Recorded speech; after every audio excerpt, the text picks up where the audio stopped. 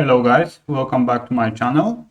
In today's video, it's about a bit assembly and object dump, or just binary tool in Linux that is frequently used for binary files in ELF format to expect and see what's inside the executable files. So here we have simple C file with some pointers and variables that are integers, printing them, and let's see here the result, the output in the terminal.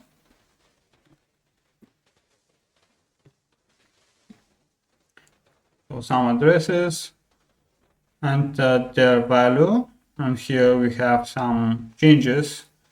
One pointer, just different values. So let's try object dump. Disassemble all, and the file that we gonna disassemble. As you can see, there is assembly, a lot of it, and the different sections that each of them has different instructions and what the instructions are.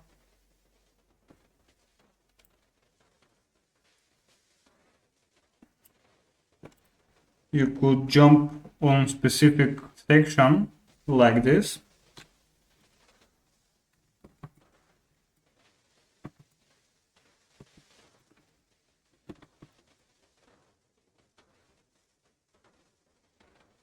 Just the name of the section, the file, in this case the binary file ASM, and the option D for disassemble.